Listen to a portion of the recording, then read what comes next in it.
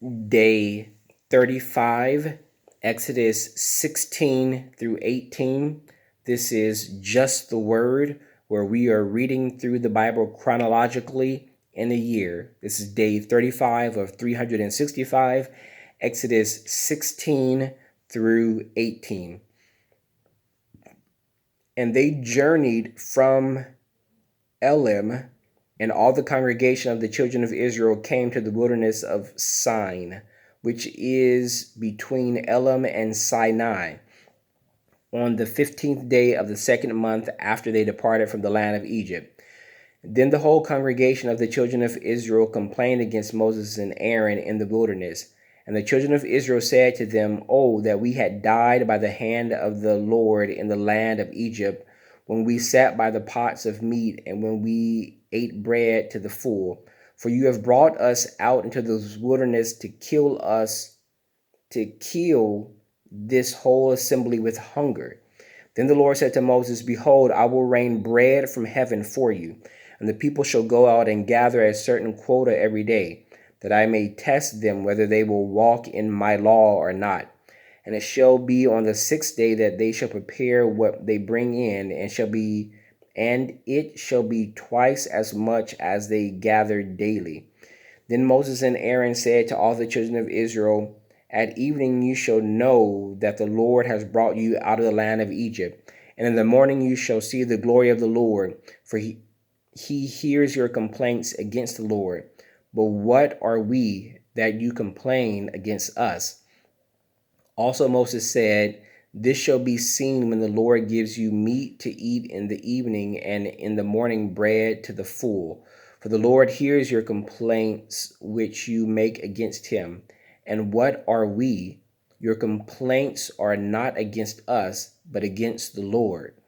Then Moses spoke to Aaron, "Say to all the congregation of the children of Israel, 'Come near before the Lord, for he has heard your complaints.'" Now it came to pass, as Aaron spoke to the whole congregation of the children of Israel, that they looked toward the wilderness, and behold, the glory of the Lord appeared in the cloud.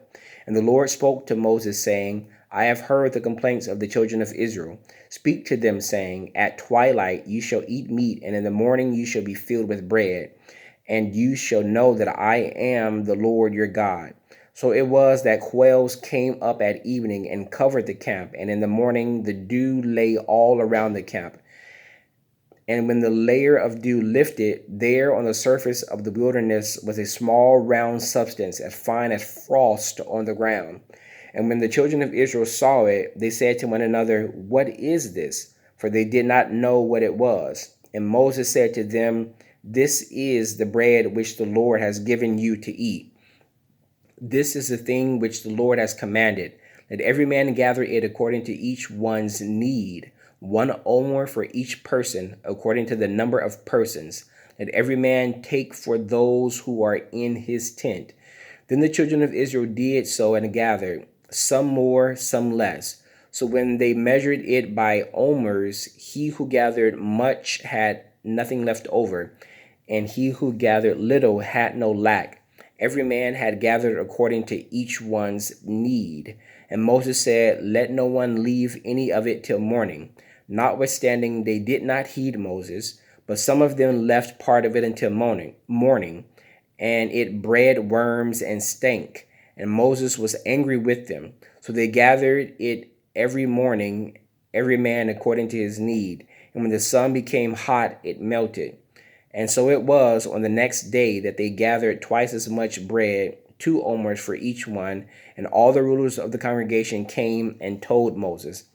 Then he said to them, "This is what the Lord has said. Tomorrow is a Sabbath rest, a holy Sabbath to the Lord.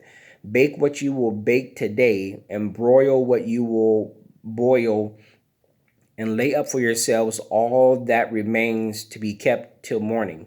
So they laid it up till morning, as Moses commanded, and it did not stink, nor were there any worms in it.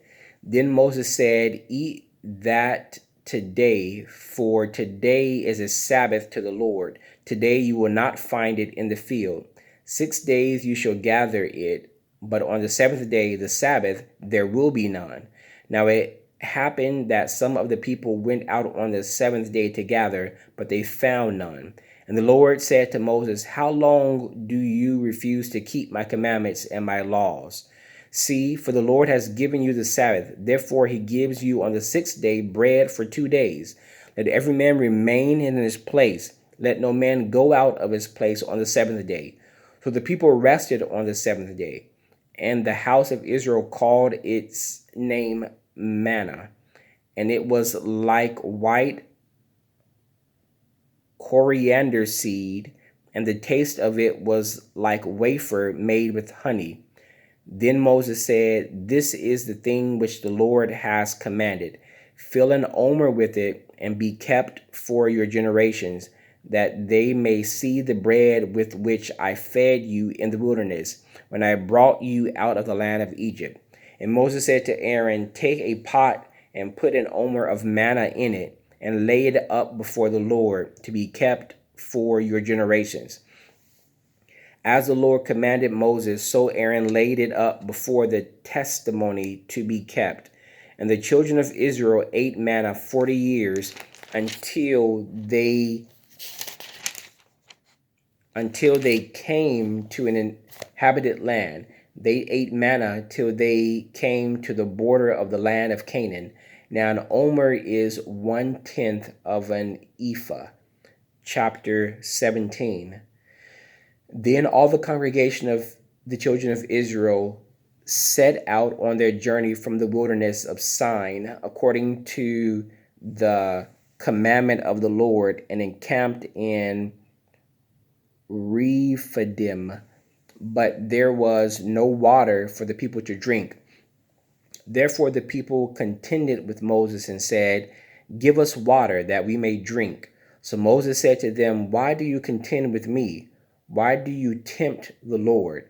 And the people thirsted there for water. And the people complained against Moses and said, why is it you have brought us up out of Egypt to kill us and our children and our livestock with thirst?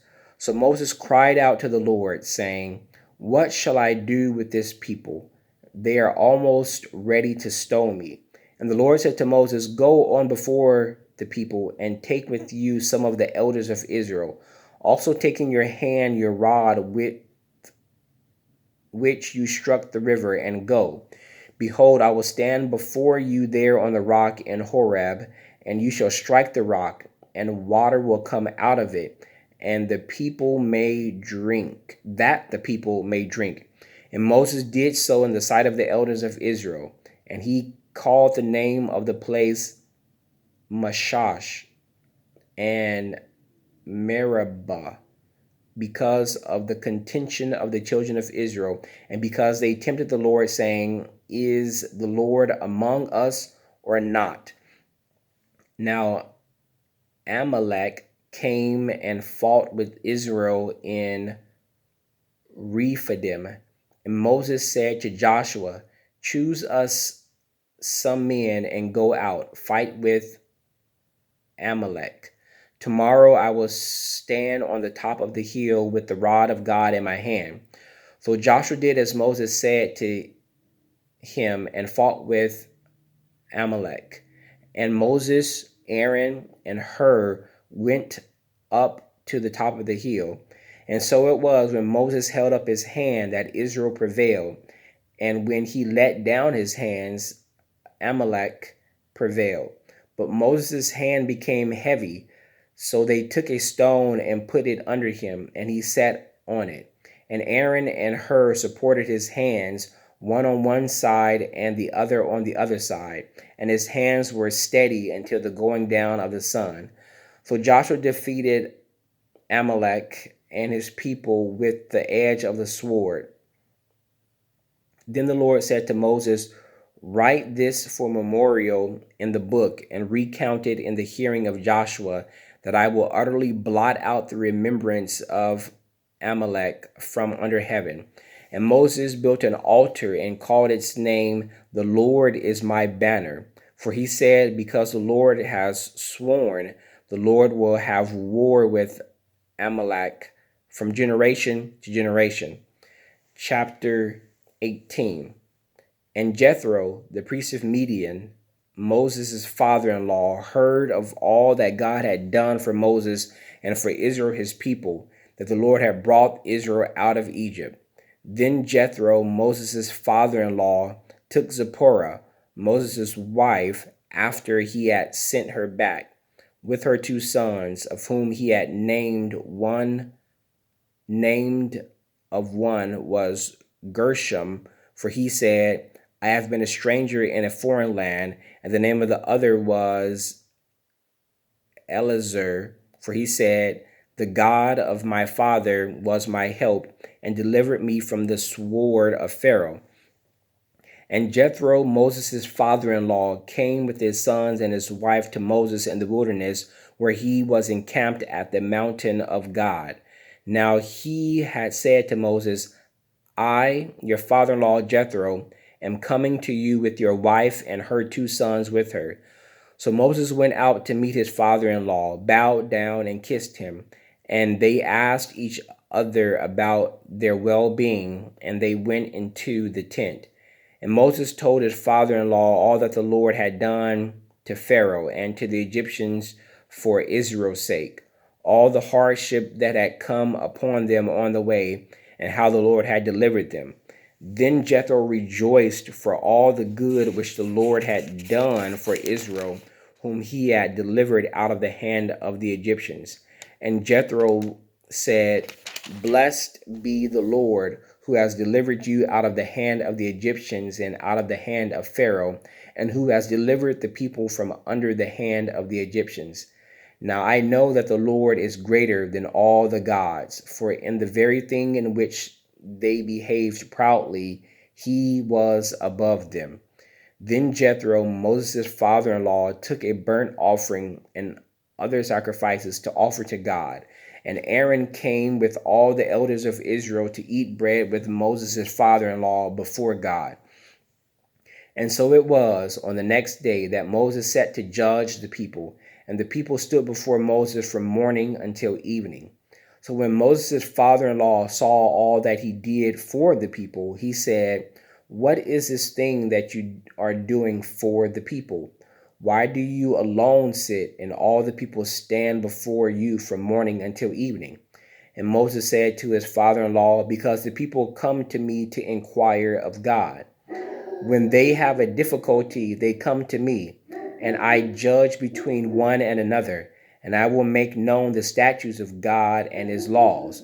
So Moses' father-in-law said to him, This thing that you do is not good. Both you and these people who are with you will surely wear yourselves out. For this thing is too much for you. You are not able to perform it by yourself. Listen now to my voice, and I will give you counsel, and God will be with you. Stand before God for the people, so that you may bring the difficulties to God. And you shall teach them the statutes and the laws, and show them the way in which they must walk, and the work they must do. Moreover, you shall select from all the people able men, such as fear God, men of truth, hating covetousness, and place such over them to be the rulers of thousands, rulers of hundreds, rulers of 50s, and rulers of 10. And let them judge the people at all times. Then it will be that every great matter they shall bring to you, but every small matter they themselves shall judge. So it will be easier for you, for they will bear the burden with you. If you do this thing, and God so commands you, then you will be able to endure, and all this people will also go to their place in peace. So Moses heeded the voice of his father-in-law and did all that he had said. And Moses chose able men out of all Israel and made them heads over the people, rulers of thousands, rulers of hundreds, rulers of 50s, and rulers of 10s. So they judged the people at all times. The hard cases they brought to Moses, but they judged every small case themselves. Then Moses let his father-in-law depart, and he went his way to his own land.